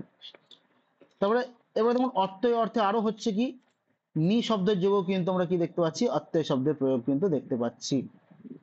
তাহলে হচ্ছে নিশ্চিতম শীতস্য অত্যয়ঃ, নিস্তাপম তাপস্য অত্যয়ঃ, নিঃসুখম সুখস্য অত্যয়ঃ, নির্দুঃখম সুখস্য অত্যয়ঃ। তাহলে দেখুন এই যে অত্যয় শব্দটা এখানেও দেখুন দুটো পাচ্ছি, যে কি নি শব্দের দ্বারা অভাবকেও কেন্দ্রীভূত করছে, এখানে অভাব আসছে, আবার নি শব্দের যোগে কি হচ্ছে অত্যয় প্রত্যয়ে প্রয়োগ হচ্ছে। এভাবে কিন্তু প্রশ্ন তুলে দিতে পারে যে কোথায় কোথায় কি প্রয়োগ হচ্ছে, ঠিক আছে, যে নি শব্দের যুগে কি কি প্রয়োগ হয়, অত্যয় প্রয়োগ মানে বলবে অত্যয় প্রয়োগ হয়, নাহলে বলবে যে অভাব প্রয়োগ হয়, আরো দুটো অপশন, আরো একটা অপশন দিয়ে দেবে, নাহলে বলবে উভয়ই প্রয়োগ হয়, ক খ দুটোই। তখন কি করতে হবে, যে ক খ দুটোই কিন্তু প্রয়োগ হয়, এটাই বলতে হবে। আচ্ছা, তারপরে দেখুন অসম্প্রতি অর্থে, যেটা সম্প্রতি নয়, ঠিক আছে, মানে এখন যেটা নয় সেটাই হচ্ছে অসম্প্রতি, এবং সেটা কি হচ্ছে অতি শব্দের যোগে হচ্ছে, ঠিক আছে, যদি অতি শব্দ থাকে তাহলে কি হবে, সেখানে কিন্তু আমাদের এই পদ কিন্তু অসম্প্রতি বা সম্প্রতি, মানে সম্প্রতি, এই সম্প্রতি শব্দের কিন্তু আমরা প্রয়োগটা কিন্তু দেখতে পাবো, ঠিক আছে। তো অসম্প্রাতম সম্প্রতি ন যুজ্যতে, অতি লাভম লাভ সম্প্রতি ন যুজ্যতে, অতি নিদ্রম নিদ্রা সম্প্রতি ন যুজ্যতে। তাহলে এরকম ভাবে প্রত্যেকটা সম্প্রতি সম্প্রতি ইত্যাদি কিন্তু আসবে। এবার যেগুলো ধরুন ব্যতিক্রম আছে সেগুলো দেখে নিতে হবে, ঠিক আছে, ব্যতিক্রমও কিন্তু আছে। এবার এই ব্যতিক্রমে যদি আমরা পুরোপুরি একদম নিরসন করতে যাই যে কোথা থেকে আসছে একদম, মানে একদম খুঁটিনাটি, তাহলে কিন্তু কি হবে, সিলেবাস শেষ করা কিন্তু মুশকিল হবে। কারণ হচ্ছে এত ডিটেলিং কিন্তু কোনো মতেই প্রশ্ন পড়বে না, কোনোবারই আসে না, এবারও আসবে না। এবং দেখুন এগুলো শুধু যদি হয় এখান থেকে যদি খুব ডিপলি প্রশ্ন মানে জিজ্ঞাসা করে দেয়, তাহলে কিন্তু নেটে প্রশ্ন এরকম জিজ্ঞেস করেন, যে নেট পরীক্ষা হয় সেখানে জিজ্ঞাসা করা হয়। বা ধরুন যারা গ্রামার স্পেশালাইজেশন যাদের রয়েছে তাদের কিন্তু 73 কোডে যারা পরীক্ষা হবে ধরুন, তাদের কিন্তু ওরকম ভাবে আসে প্রশ্ন, বা ধরুন যারা এমএ করছে তাদের একটু ডিপলি এরকম প্রশ্ন কিন্তু আসতে পারে, কিন্তু এসএসসিতে মোটেই কিন্তু এরকম আসবে না। তাহলে শুধুমাত্র দেখে নেবেন যে কি রকম ভাবে প্রয়োগগুলো হচ্ছে, অতি শব্দের যুগে কেমন হচ্ছে। এরপর দেখুন শব্দের প্রাদুর্ভাব অর্থ, তাহলে ইতি, ইতি যোগে কি হচ্ছে, যে প্রকাশ শব্দ হবে, ঠিক আছে, যে প্রকাশ অর্থে ইতি শব্দ কি হয়, প্রকাশ অর্থে। তাহলে হরি শব্দস্য প্রকাশः ইতি হরি, বা ইতি পাণিনি, তো পাণিনি শব্দস্য প্রকাশः, ইতি গৌরী গৌরী শব্দস্য প্রকাশः, ইতি শিবম শিব শব্দস্য প্রকাশः। এরপরে দেখুন পশ্চাৎ অর্থে কি বলছে, যে অনু, তাহলে এখানে পশ্চাৎ অর্থে অনু শব্দে মানে পশ্চাৎ অর্থে বোঝা যাবে পেছন অর্থে। তাহলে দেখুন যে অনু বিষ্ণু, বিষ্ণু পশ্চাৎ মানে বিষ্ণুর আর কি পেছনে আর কি, ঠিক আছে, মানে আমরা বলি না অনুগমনম, যেমন হচ্ছে, তো অনুগমনম মানে কি, যে অনুগমন করছে, পিছনে আসছে যে, তাহলে সেরকম অর্থেই কিন্তু এটা বলা হচ্ছে। তাহলে এখানেও দেখুন যে অনু বিষ্ণু, বিষ্ণু পশ্চাৎ, অনুরথম রথস্য পশ্চাৎ, অনুগৃহম গৃহস্য পশ্চাৎ, অনুগমম গোহ পশ্চাৎ, অনু শিবম শিবস্য পশ্চাৎ, অনুগঙ্গম গঙ্গায়াহ পশ্চাৎ, এরকম ভাবে প্রত্যেকটা কিন্তু দেখে নেবেন, ঠিক আছে, যে কিভাবে আসছে, ষষ্ঠী পদেরই প্রয়োগ হচ্ছে, এবং অনু শব্দের যোগে কি হচ্ছে, পশ্চাৎ শব্দটা কিন্তু প্রযুক্ত হচ্ছে। আর কি হচ্ছে, অনু শব্দ যেমন পশ্চাৎ শব্দেও প্রযুক্ত হয়, তেমন কি হচ্ছে যোগ্যতা অর্থেও কিন্তু, বা যোগ্য অর্থেও কিন্তু ব্যবহৃত হয়। মানে এখানে বলছে দেখুন যে যজ্ঞম, এরকম কিন্তু রূপটা অনুযোগী কিন্তু আসবে, ঠিক আছে। তাহলে এইগুলো শুধু উদাহরণ দেখতে হবে, ঠিক আছে, উদাহরণগুলো মনে রাখবেন যে কিভাবে সেগুলো ব্যাস বাক্য করা হচ্ছে এবং সমস্ত পদ কিভাবে করা হচ্ছে এবং সেটা কোন অর্থে প্রযুক্ত হচ্ছে, বাস এইটুকুই কিন্তু মনে রাখার বিষয়। তাহলে দেখুন যোগ্যতা অর্থে কি হচ্ছে, অনুরূপম রূপস্য যোগ্যম, অনুকূলম কুলস্য যোগ্যম, অনুদানম দানস্য যোগ্যম, অনুকরণম করণস্য যোগ্যম, অনুশাসনম শাসনস্য যোগ্যম। ঠিক আছে, এরকম ভাবে কিন্তু আমরা চলছি। এবার দেখুন বিপসা অর্থ। তাহলে বিপসা অর্থ মানে কি, মানে তখন দুবার, যেটা যদি কোনো শব্দ দুবার বলা হয়, যে আমরা যদি বলি গৃহম গৃহম, ঠিক আছে, বৃক্ষম বৃক্ষম, এবার দুবার দুবার প্রয়োগ করছে, সেটাকেই বিপসা বলা হয়। ঠিক আছে, তাহলে দেখুন বিপসা অর্থেও কি হয়, আমাদের কিন্তু অব্যয়ভাব হয়। তাহলে এখানে কি হবে, যে প্রতি যদি থাকে তাহলে সেটা কিন্তু দুবার করে বলবো, যদি কোনো শব্দের আগে প্রতি থাকে, প্রতি শব্দ, তাহলে কি হবে সেটাও কিন্তু আমরা, কোথাও সন্ধি যুক্ত করে প্রতি থাকতে পারে, কোথাও সন্ধি যুক্ত থাকতে পারে। তো দেখুন এখানে আছে প্রতিদিনম, তো দিনম দিনম ইতি প্রতিদিনম, প্রতিবনম বনম বনম, প্রত্যহম। এবার এখানে কি হচ্ছে, এখানে রূপটা একটু ব্যতিক্রমী রয়েছে, কি আহানি আহানি, এই ব্যতিক্রমী গুলো দেখে নিতে হবে, ঠিক আছে, যে প্রত্যহম আহানি আহানি হচ্ছে। তারপরে দেখুন প্রত্যধুম, অধুনি অধ্বনি, অধ্বনি অধ্বনি, ঠিক আছে, প্রতিক্ষণম ক্ষণে ক্ষণে, ঠিক আছে, এইরকম ভাবে কিন্তু পদের প্রয়োগ হবে। আর কি বলা হচ্ছে বিপসা অর্থে, তাহলে দেখুন আরো বলা হচ্ছে প্রতিগৃহম, আরো উদাহরণগুলো আছে দেখে নেবেন, প্রত্যর্থম প্রতিনিমিষম, এগুলো কিন্তু পুরোটা দেখে নেবেন। এরপরে দেখুন যথা শব্দ, তাহলে অনতিক্রম্য অর্থে, মানে অতিক্রম না করা অর্থে, যে অতিক্রম করতে পারছে না এরকম অর্থে কিন্তু বলা হচ্ছে কি অতিক্রম, মানে হচ্ছে অনতিক্রম। এই যে অনতিক্রম মানে হচ্ছে যেটা অতিক্রম করতে পারছে না। তাহলে এখানে কি হচ্ছে, যথা শব্দের যোগ হবে এবং সেখানে কিন্তু যথা শব্দের যোগে অনতিক্রমে এরকম হবে। এবার দেখুন কি বলছে, যে শক্তিম অনতিক্রম্য, তাহলে যথাশক্তি। দেখুন এখানে শক্তি পদটা কি হচ্ছে, মানে মনে হতে পারে যে যথাশক্তিম কেন হলো না, কারণ হচ্ছে শক্তি পদটা কি হচ্ছে ক্লিবলিঙ্গ শব্দ, ঠিক আছে, সেই জন্য কিন্তু এখানে শক্তি, মানে এখানে ক্লিবলিঙ্গ শব্দের রূপটা যেরকম হয় প্রথমে শক্তি এরকমই আছে, মানে শক্তি এরকম ভাবে হয় না, ঠিক আছে, যেরকম মানে যেগুলো যেরকম ভাবে চলে আর কি, সেভাবে আমাদেরকে সেভাবে মনে রাখা উচিত। তো সেইখানে কিন্তু এটা যথা শক্তি হয়ে গেল, শক্তি অনতিক্রম্য যথাশক্তি। তারপরে দেখুন যথা জ্ঞানম জ্ঞানতি জ্ঞানম অনতিক্রম্য, এরপরে তারপরে একই রকম রয়েছে, এটা কিন্তু ব্যতিক্রম নেই। তাহলে ব্যতিক্রম শুধুমাত্র যে কেন এটা ব্যতিক্রম নয় ঠিক, কিন্তু শব্দের যে প্রয়োগটা সেটা যেহেতু অন্যরকম, যেটা প্রথম আর এক বচন ওটাই হয়, সেহেতু এটা এই যথাশক্তি এরকম কিন্তু করতে হয়। ঠিক আছে, তাহলে যথা শব্দের যুগে দেখুন হলো। সাদৃশ্য অর্থে হচ্ছে, যে সদৃশ অর্থে একই অর্থ বোঝাতে, যেমন স পদের দ্বারা কি হচ্ছে, স্বপদ থাকলে সদৃশম এরকম কিন্তু রূপ হয়ে যায়। যেমন দেখুন সহরি, তাহলে হরে হে সদৃশম। তাহলে দেখুন একটা বিষয় দেখুন, বেশিরভাগ যেগুলো আমরা দেখছি ষষ্ঠী বচনান্ত হচ্ছে, ষষ্ঠী প্রয়োগটা কিন্তু অব্যয়ীভাব সমাসে বেশি পরিমাণে হচ্ছে। সপ্তমী কিন্তু এখনো পর্যন্ত আমরা একটা জায়গায় দেখেছি, সেটা হচ্ছে অধি শব্দের, তাছাড়া কিন্তু প্রত্যেকটা আমরা মোটামুটি দেখতে পাচ্ছি কি ষষ্ঠী প্রয়োগ হচ্ছে।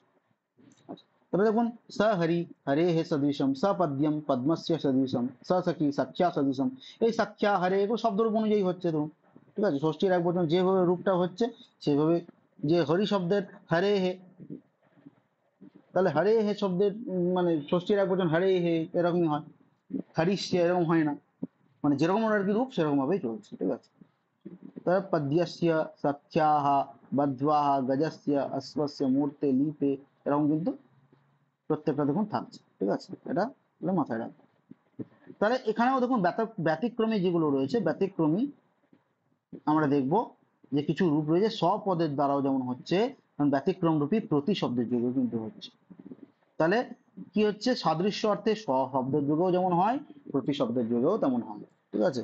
তাহলে দেখুন স্বাস্যম, স্ব अस्यम যেটা সাস্যম, তাহলে अस्यस्य सदृशम, प्रतिमूर्ति मूर्ते सदृशम, प्रतिलिपि लिपे है सदृशम। এবার দেখুন উত্তরাধিকার অর্থে কি বলছে, আনি পর্ব পূর্ব, তাহলে আনু পর্ব শব্দের যোগ হবে, সেটা অনু শব্দ থাকবে, যেমন হচ্ছে অনু জ্যেষ্ঠম জ্যেষ্ঠ আনু পূর্বেনা, অনুবর্ণম বর্ণানাম আনু পূর্বেনা, ঠিক আছে। এগুলো দেখুন মানে কি বলবো, যে এখন যেটুকু দেখছেন দেখছেন ভালো করে কিন্তু একটু প্রত্যেকটা পিডিএফ মানে পড়ার চেষ্টা করবেন এবং মনে রাখার চেষ্টা করবেন, কারণ তারপরেও কি হতে পারে, এখন হয়তো মনে হচ্ছে সমস্যা নেই, কিন্তু পড়ার পর হয়তো কোনো জায়গায় সমস্যা হলো, সেটা কিন্তু খাতায় নোট করে রাখবেন, ঠিক আছে? তো সেটাও গ্রুপে জানাবেন, সেটা কিন্তু সেভাবে বলে দেওয়া হবে। আচ্ছা, আমি ভয়েস করে দেবো তারপরে সেরকম। তারপরে দেখুন, এখানে বলা হচ্ছে যোগ যোগপাদ্যার্থ। তাহলে যোগপাদ্য মানে সমকালীন অর্থ, ঠিক আছে, মানে সেম টাইম আর কি। তাহলে সা চক্রম দেখুন, তাহলে চক্রেণ যুগপৎ, তাহলে সব শব্দের যুগে এখানে কি পাচ্ছি, যুগপৎ শব্দ আসবে। তাহলে এখানে কিছুই নেই, শুধুমাত্র যে প্রতি স আনু, এইখানে শব্দের যুগে কি কি শব্দগুলো আসে ওখান থেকে, সেগুলোই কিন্তু মনে রাখার বিষয়, ঠিক আছে? তাহলেই হচ্ছে আমাদের সমাজগুলো কিন্তু সহজ হয়ে যাবে। আর যদি মনে না থাকে তাহলে কিন্তু সমাজ করতে একটু অসুবিধা হতে পারে। তাহলে দেখুন যে এখানে বলছে, তাহলে আমরা হয়ে গেল এখানে। এরপর সম্পত্তি অর্থেও কি হয়, স্বপদে হয়, যেমন ক্ষত্রাণাং শত্রাণাম সম্পত্তি সত্রম। সাকল্য অর্থে, অভিন্ন অবিচ্ছিন্ন অর্থে প্রযুক্ত হয়, যেমন সা তৃণাম তৃণাম অপি অপরিত্যাজ্য। তাহলে এখানে দেখুন, এইখানে যদি অবিচ্ছিন্ন বোঝায়, ঠিক আছে, তাহলে কিন্তু হবে। এবার দেখুন এই যে সা তৃণম, এখানে তৃণ পদটা কি দ্বারা বোঝানো হচ্ছে, কি বোঝাতে চাইছে শব্দের দ্বারা, এটা কিন্তু বুঝে বুঝে করতে হবে, ঠিক আছে? সা, দেখুন এখানে আছে সা বিষম, তা বিষম অপি অপরিত্যাজ্য। আর একটা দেখুন রয়েছে যে পর্যন্ত, তাহলে আ শব্দের যুগে আব যে উপসর্গ এবং স পদের যুগেও এটা হয়, তাহলে এখানে কি হয়, তাহলে পর্যন্তম, এই আ শব্দের যুগে কিন্তু পর্যন্তম বা স্বপদের দ্বারা পর্যন্ত অর্থে প্রযুক্ত হবে। সেটা কি, দেখুন আ কণ্ঠম, যেমন কণ্ঠ পর্যন্তম, ঠিক আছে? এখানে দেখুন আবার কি হচ্ছে, যে ওই এক বচন করে দিচ্ছে, কি প্রথম আর এক বচন করে দিচ্ছে, ঠিক আছে, ক্লিবলিঙ্গ রূপী করছে। আ সমুদ্রম সমুদ্র পর্যন্তম, আ মুক্তে মুক্তে পর্যন্তম, ঠিক আছে, আ বাল্যম বাল্য পর্যন্তম দিয়ে আ বাল্যা, এরকম কিন্তু হচ্ছে। সাগ্নি অগ্নি গ্রন্থ পর্যন্তম, ঠিক আছে, অধীতে। তো যাই হোক, তা এইগুলো কিন্তু মোটামুটি রয়েছে দেখুন, ঠিক আছে? তাহলে এইগুলো একটু দেখে নেবেন, ঠিক আছে? আচ্ছা, এইটুকুর মধ্যে কি কোনো জায়গায় যদি কোনো সমস্যা কি যদি এসে থাকে, তাহলে একটু বলতে পারেন যে এই জায়গায় বুঝতে পারিনি বা কি।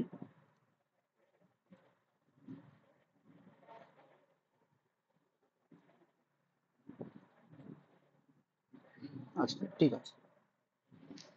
এরপরে দেখুন, এইগুলো একটু ভাইটাল জিনিস, যেগুলো একটু মনে রাখতে হবে, যে একটা সমাস বোঝাবে, মানে ওটা মনে হবে না এই সমাস হওয়া উচিত, কিন্তু সমাস হয়ে যাবে যেগুলো ভুল হয় আর কি। তো দেখুন এখানে বলছে সংখ্যাবাচক শব্দের সঙ্গে নদীবাচক শব্দের সমাস বোঝালে অব্যয়ীভাব সমাস হবে। তাহলে আমরা সবসময় দেখেছি যে দ্বিগু সমাস যদি হয়, তো সংখ্যা পূর্বে না দিগু, এরকম বলাই হয়, তাই না? দেখুন এখানে রয়েছে সংখ্যা পূর্বে না দিগু, তাহলে সংখ্যা শব্দ যদি বোঝায় তাহলে এখানে দ্বিগু সমাস হওয়া উচিত।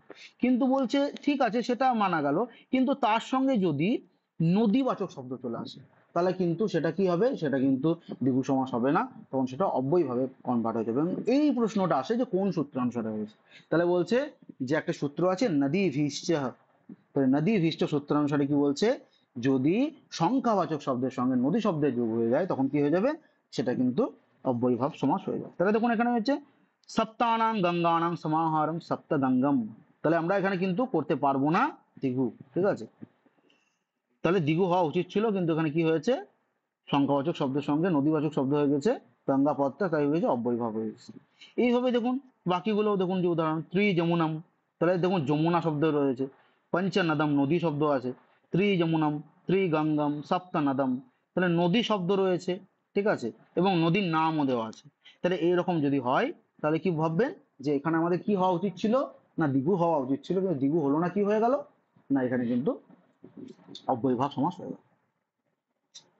এরপরে দেখুন আরো কি বলছে, যে সংখ্যাবাচক শব্দের সঙ্গে যদি কি হয়, বিদ্যা দ্বারা বংশ ও জন্ম দ্বারা বংশবাচক শব্দের অব্যয়ীভাব সমাস হয়, ঠিক আছে?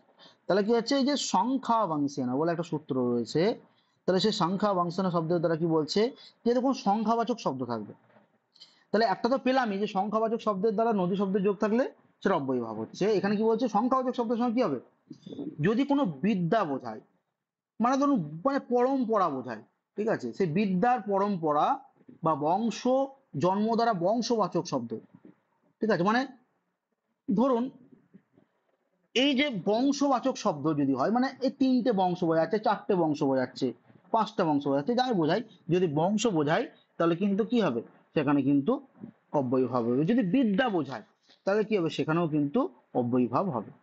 তাহলে এখানে দেখুন প্রথমে বংশবাচক বলা হয়েছে যে ত্রয়া মুনায়াহ বংশা বংশাহা, তাহলে এখানে কি হলো, 3টে মুনি, ত্রিমুনি। তাহলে এখানে দেখুন ত্রিমুনি বলা হয়েছে, এখানে দেখুন বলা হয়েছে অব্যয়ীভাব সমাস, যেহেতু ক্লিব লিঙ্গ তাই বিসর্গ হয় না। তাহলে ত্রিমুনিম তো এরকম হয় না যে ত্রিমুনি, এরকম কিন্তু করতে হবে, এরকম আর কি রূপটা চলে। একইভাবে কি বলছে দেখুন, দ্বিমুনি, তা দ্বৌ মুনি বংশৌ, ঠিক আছে, ওখানে বংশা হয়ে গিয়েছিল, কিন্তু যেহেতু দ্বিবচন সেহেতু বংশৌ হয়ে গেছে। তারপরে দশ কাশ্যপম, দশ কাশ্যপাহ বংশাহ, ঠিক আছে, তাহলে এরকম অর্থেও কিন্তু কি হচ্ছে, অব্যয়ীভাব হচ্ছে। আর দেখুন কি আছে, একইভাবে বলছে যে মাত্রা অর্থাৎ লেশ অর্থ বোঝালে সুবন্ত পদের সঙ্গে প্রতি অব্যয়ে সমাসবদ্ধ পদটি কি হয়, অব্যয় হয়ে যায়, ঠিক আছে। তাহলে মাত্রা অর্থ যদি বোঝায়, আর কি বলছে যে লেশ, লেশ অর্থ বোঝায়, তাহলে কিন্তু এটা হয়ে যাবে। যেমন সুখপতি, সুখাস্য লেশ, দেখুন লেশ শব্দটা রয়েছে, ঠিক আছে, তাহলে হচ্ছে এই লেশের জায়গায় কি হবে, প্রতি শব্দ চলে আসবে, যেখানে লেশ থাকবে সেখানেই প্রতি শব্দের কিন্তু ব্যবহার আসবে, ঠিক আছে, এটা মাথায় রাখবে। তাহলে এখানে বলা হচ্ছে সুখপতি সুখস্য লেশ, শাকপতি শাকস্য লেশ, দুঃখপতি দুঃখস্য লেশ, আনন্দপ্রতি আনন্দস্য লেশ, বোধপ্রতি বোধস্য লেশ। তাহলে এখানে হয়ে গেল বিষয়টা। এরপর দেখুন আরো বলা হচ্ছে কি, যে পাশা খেলায় পরাজয় বোঝালে, যদি পাশা খেলছেন এবং সেখানে কিন্তু যদি পরাজয় বোঝানো হয়, যদি পরাজয় হয়ে যায়, তাহলে কি বলছে, অক্ষর শলাকা ও সংখ্যাবাচক শব্দের সঙ্গে পরি অব্যয়ে, তাহলে দেখুন এখানে পরি অব্যয়ও থাকতে হবে, শুধুমাত্র কি হচ্ছে অক্ষ শলাকা বোঝালেই হবে না, সেখানে পরি অব্যয়ও থাকতে হবে, তাহলে সেখানে কিন্তু অব্যয়ী ভাব সমাস কিন্তু হয়ে যাবে। আর যদি পরি না থাকে তাহলে কিন্তু অব্যয়ী ভাব হবে না, অন্য সমাস। আচ্ছা, এরপরে তাহলে দেখুন যে অক্ষপরি অক্ষেণ বিপরীতম, তাহলে এখানে পরি শব্দের যোগে কি হচ্ছে, বিপরীত আসছে, বিপরীত শব্দের কিন্তু প্রয়োগটা আসছে, ঠিক আছে। তাহলে অক্ষপরি অক্ষেণ বিপরীতম, শলাকাপরি, তাহলে কি হচ্ছে, শলাকায়াহ বিপরীতম, ঠিক আছে।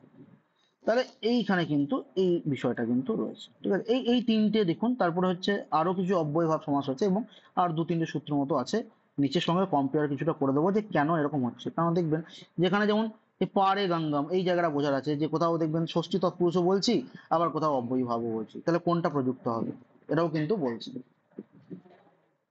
আচ্ছা, তাহলে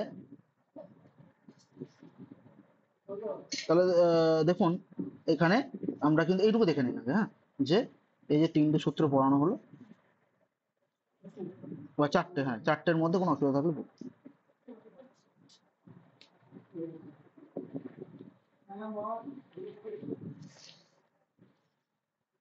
আচ্ছা, ঠিক আছে। এরপরে দেখুন এই যে ব্যক্তি মানে যেগুলো আছে, একইভাবে মানে বিভিন্ন রকম উদাহরণ, এইগুলো উদাহরণ জাস্ট মনে রাখবেন, ঠিক আছে, এগুলো এমন কিছু নয়, এগুলো জাস্ট একটু অব্যয়ভাব, বিবিধ অব্যয়ভাবে সমাসের কিন্তু উদাহরণ দেওয়া হয়েছে। এবার বোঝার জায়গা যেটা রয়েছে, দেখুন পারে সমুদ্রম, সমুদ্রস্য পারম, পারে গঙ্গম, গঙ্গায়াহ পারম, এগুলো রয়েছে। আবার কি হয়েছে, এটা কিন্তু অব্যয়ভাব সমাস হচ্ছে, আবার কি হচ্ছে, তৎপুরুষ সমাস হচ্ছে। এখানে একটা সূত্র আছে, দেখুন নিচে আমরা চলে যাব, দেখুন এখানে আছে পারে মধ্যে ষষ্ঠাব্যা, তাহলে ষষ্ঠাব্যা মানে হচ্ছে এখানে বলছে ষষ্ঠন্ত পদের সহিত, ষষ্ঠন্ত অন্ত পদ কি হবে, ষষ্ঠী বিভক্তি যুক্ত হতে পারে, মানে হতে হবে, এবং যদি পার শব্দ থাকে, মধ্য শব্দ থাকে, তাহলে কি হচ্ছে, বিকল্পে অব্যয়ীভাব সমাস হয়। তাহলে দেখুন বিকল্পে বলছে অব্যয়ীভাব সমাস হয়, তাহলে এমনি কি সমাস হয়, এমনি বলছে ষষ্ঠী তৎপুরুষ সমাস হয় আসলে। তাহলে বিকল্পে কিন্তু এটা হয়ে যায় কি, যে অব্যয়ীভাব সমাস। তাহলে এখানে বলছে অব্যয়ীভাব সমাস হলে পার ও মধ্য শব্দ নিপাতনে এ কারান্ত হয়। তাহলে দেখুন সেই জন্য কি হচ্ছে, মানে এ কারান্ত হচ্ছে বলেই পারে হচ্ছে, সমুদ্র পারে, তাহলে হচ্ছে এ কারান্ত, তাহলে অন্তে যে থাকছে, এবং সমুদ্র পার, মূল তো সমুদ্র পার, তো সমুদ্র পারটা রে হয়ে যাচ্ছে, সেটা কি হচ্ছে, নিপাতনে এ কারান্ত হয়ে যায়, সেটা এটাই হচ্ছে নিয়ম পারের মধ্যে ষষ্ঠ বা সূত্রানুসারে। আর কি বলছে, গঙ্গায়াহ মধ্যাৎ, মধ্যে গঙ্গাং বা গঙ্গা মধ্যাৎ। তাহলে এখানে এমন কিছু নয়, এখানে জাস্ট এটা কেন আমি সূত্রটা নিয়ে এলাম, মানে আপনাকে বলতে পারে যে এইখানে যে রয়েছে, তাহলে এখানে কোন সমাস হয়েছে, তাহলে দেখুন বলতে হবে যে এখানে কিন্তু অব্যয়ীভাব সমাস হয়েছে, সেটা বিকল্পে অর্থে হয়েছে, কিন্তু মূল অর্থে কি হয়েছে, ষষ্ঠী তৎপুরুষ হয়েছে। এবার বিষয় হচ্ছে বলবেন যে তাহলে স্যার কোনটা অপশনে দিলে কোনটা করবো, তখন একসাথে মোটেই মানে দেবে না, ঠিক আছে, নাহলে যুগ্মও দিতে পারে। মানে দিতে পারে উদাহরণটা, যে ধরুন এখানে কি সমাস হয়েছে, বলতে পারে দ্বিগু সমাস হয়েছে, কর্মধারয় সমাস হয়েছে, আরেকটা ধরুন কিছু দিয়ে দিল, বা দুটো পদই দিয়ে দিল যে আমাদের অব্যয়ীভাব এবং তৎপুরুষ উভয়ই হয়েছে, তখন কিন্তু উভয়ই কিন্তু এটা করতে হবে, ঠিক আছে। এবং সূত্রটা একটু জাস্ট দেখে রাখবেন কোন সূত্র অনুসারে, যে পারে মধ্যে ষষ্ঠা, ঠিক আছে। আর এইগুলো দেখুন আগে পড়েছি, এগুলো সেই জন্য বলছি না, পূর্ব পদার্থ প্রধান অব্যয়ীভাব পড়া হয়েছে। আচ্ছা, এরপরে এগুলো জাস্ট পড়েছি এই ডিটেলিং ওপরেই, মানে যেটা দেখুন উপরে দেখলাম সেটাই আর কি নিচেও দেওয়া আছে। এই যে প্রথমে দেখুন যে সূত্রটা পড়লেন ওটাই কিন্তু মানে ওইভাবে দেওয়া আছে, কিন্তু এইখানে এই পিডিএফ এ ভেঙে দেওয়া আছে বলে ওটা আর পড়াচ্ছি না। আচ্ছা, এরপরে দেখুন 11 নম্বর সূত্রটা দেখুন কি বলছে, নাব্যয়ী ভাব ভাব্যা তোম ত্ব পঞ্চম তৃতীয়া সপ্তমে বহুলম। তাহলে অকারান্ত অব্যয়ী ভাবের পরবর্তী বিভক্তি লোপ হয় না। তাহলে বলছি যদি অকারান্ত অব্যয়ী ভাব হয়, অকারান্ত, তাহলে বিভক্তির কিন্তু সেখানে লোপ পাবো না, লোপ প্রাপ্তি মানে ডিলিট হবে না। তৃতীয়া ও সপ্তমী বিভক্তির স্থানে কি হবে, বিকল্পে পঞ্চমী ভিন্ন অন্য সকল বিভক্তির স্থানে নিত্য অম হয়। তাহলে দেখুন এখানে কি হয়েছে, বলছে তৃতীয়া ও সপ্তমী বিভক্তির স্থানে কি হবে, বিকল্পে পঞ্চমী ভিন্ন, মানে পঞ্চমী ছাড়া যদি কিছু থাকে তাহলে সেখানে কি হবে, অম প্রযুক্ত হবে, ঠিক আছে। সেই জন্য দেখুন এখানে বলছে তৃতীয়াতে গৃহম মানে প্রতিগৃহ, এই আম পদের প্রয়োগ হয়েছে, ঠিক আছে। তাহলে প্রতিগৃহম বা প্রতিগৃহে, বিকল্পে যেহেতু বলেছে বিকল্পে হয়, তাহলে বিকল্প সপ্তমীও হয়, তাহলে হচ্ছে প্রতিগৃহও হবে যেমন, তেমন হচ্ছে প্রতিগৃহম হবে। তাহলে এটাই আর কি বোঝা, আর কিচ্ছু না, ঠিক আছে। তাই সূত্রটা জাস্ট বললাম আর কি, মানে এখানে সূত্র অনেক সময় জিজ্ঞাসা করে দিতে পারে, ঠিক আছে। আচ্ছা দেখুন আর খুব স্বল্প আছে, সেগুলো একটু বলে দিই। কোন কোন শব্দ থাকলে কি হবে, না বলছে যে অব্যয়ীভাব সমাসের শরৎ যদি শব্দ থাকে, ঠিক আছে, প্রবৃত্তি শব্দ যোগে কি হয়, টচ প্রত্যয় হয়। তাহলে টচ প্রত্যয়, দেখুন টচ প্রত্যয় আর কিছুই নয়, যে ট এ চ, যে দেখুন চদ হলন্তম, এই জন্য এটা কিন্তু কি হবে, ডিলিট হবে, এটা কিন্তু থাকবে না। এখানে কি হয় যে অমের, যে অমের আদেশ হয়, ঠিক আছে, মানে টচ প্রত্যয়ের ক্ষেত্রেও কিন্তু অমের আদেশ হয়, কারণ হচ্ছে চ কিন্তু লোপ প্রাপ্তি হয় এবং টয়ের টটাও চলে যায়, টলে হলন্ত মানে যে অটা থাকে শুধু অটা পড়ে থাকে, এবং অ এর দ্বারা অম আদেশ হয়, ঠিক আছে। তো এই অম আদেশটা সেই জন্য হচ্ছে কি এখানেও, মানে এখানে মানে মনে রাখার বিষয় কি দেখুন, যদি শরৎ শব্দের যোগে কি হয়ে থাকে, যে শরৎ ইত্যাদি শব্দের যোগে কি হয়, আমাদের অব্যয়ভাব সমাস হয়, এটা হচ্ছে মূল বিষয়। তাহলে এখানে আরো উদাহরণ রয়েছে, শুধু শরৎ নয়, যেমন যে শারদহ সমীপম উপসারদম, তাছাড়াও দেখুন উপ মানসম, তাহলে কি হচ্ছে শুধু শরৎ নয়, মনস শব্দের যোগে, দিশম শব্দের যোগে, জারস শব্দের যোগে, মানে যেহেতু দেখুন এক্সট্রা মানে প্রবৃত্তি বলে দেবে, পাণিনির এটাই হচ্ছে বৈশিষ্ট্য যে তিনি প্রবৃত্তি বলে দেবেন, শব্দের উল্লেখ করবেন না, কিন্তু উদাহরণ যখন দেওয়া থাকবে তখন সেটা উদাহরণ দেখে আমাদের বুঝতে হবে যে এই শব্দের যোগেও কি হয়, অব্যয়ীভাব সমাস কিন্তু হয়ে থাকে। তাহলে শরৎ শরৎ এবং মানস, দিশা দিশম, জারাস এই শব্দের যোগে কি হয়ে থাকে, অব্যয়ীভাব সমাস হয়ে থাকে। আরো দেখুন কি বলছে, যে প্রতি পর সম অনু শব্দের পরবর্তী অক্ষি শব্দের উত্তর টচ করতে হয়, ঠিক আছে, এটা হচ্ছে অক্ষ আভিমুখ্যম প্রত্যক্ষম অক্ষণপরম পরক্ষম। তাহলে এরকম কিন্তু এই উদাহরণ, এইগুলো যখন উদাহরণগুলো মনে রাখবেন, ঠিক আছে। এখানে সূত্র মনে রাখাটা এটার দরকার নেই, কিন্তু উপরের সূত্রটা কিন্তু মনে রাখার দরকার আছে, যে অব্যয়ী ভাবে সরত প্রভৃতিভ্য, জিজ্ঞেস করে নেন, ঠিক আছে। আচ্ছা, এরপরে দেখুন অনাশ্চ নম নপুংসকাদ্যন্যতরস্যাম, তাহলে যেটা অন ভাগান্ত শব্দ হবে, অন, অন ভাগান্ত, যেমন দেখুন রাজন শব্দ, রাজন, তাহলে রাজনে কি থাকে, রাজনের শেষে ন থাকছে, তাহলে রাজ, তাহলে জয়ের যে অ আর শেষে ন, তাহলে না, তাহলে আন হয়ে গেল। তাহলে দেখুন এখানে বলা হচ্ছে যে অন ভাগান্ত শব্দের উত্তর টচ হয়। টচ মানে কি, টচ মানে হচ্ছে আবার অম আদেশ হবে, কারণ আমরা জানি টচ মানেই হচ্ছে অম আসবে, ঠিক আছে।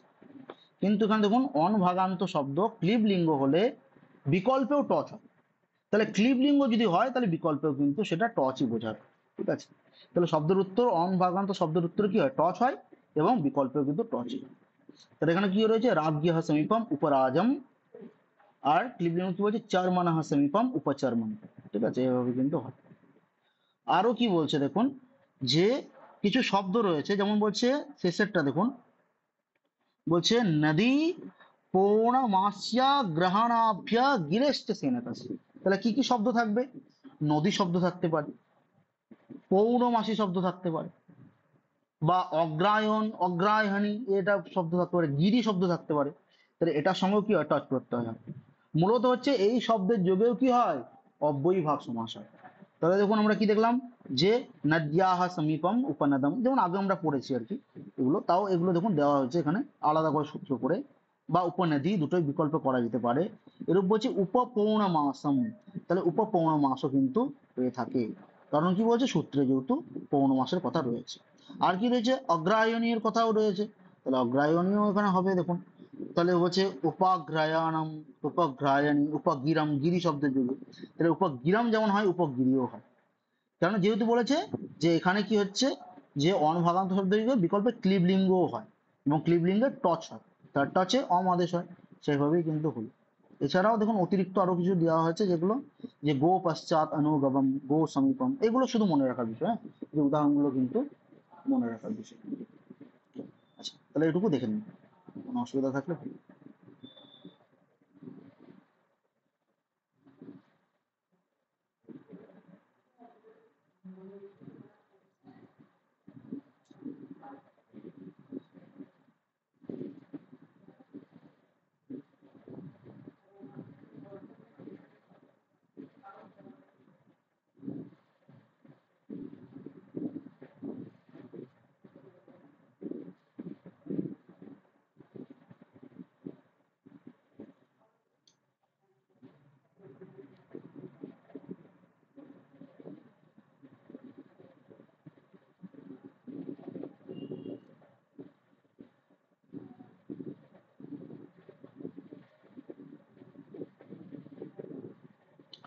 আচ্ছা, মূলত আজকে এটুকুই থাকবে, পিডিএফটা পাঠিয়ে দেবো, তারপর দেখবেন যে কোনো সমস্যা থাকলে সেটা নিজের খাতায় লিখে রাখবেন, এবং পরে মানে সেটা গ্রুপে জিজ্ঞাসা করতে পারেন, সেভাবে আমি বলে দেবো। তাহলে এইগুলো উদাহরণগুলো একটু জাস্ট দেখে রাখবেন, ঠিক আছে, যেগুলো বলবো, যেগুলো বেশি মার্ক করেছি, যেহেতু রেকর্ড থাকবে দেখেও নেবেন পরে, তো সেগুলোই একটু ডিটেলস পড়বে। আর রবিবার যেহেতু বলেছি, রবিবারের যে এক্সামটা আমরা নেব সেটা কিন্তু মিক্স থাকবে, মানে ধরুন সমাজ থেকেও থাকছে, মানে যেগুলো পড়া হয়ে গেছে অলরেডি, এবার কিন্তু উভয় কিন্তু প্রশ্ন আসবে, এবং সেটা প্রশ্ন সংখ্যাটাও বেশি থাকবে না, একসঙ্গে ধরুন ওই 60টা প্রশ্ন আর কি একসাথে ধরুন থাকবে।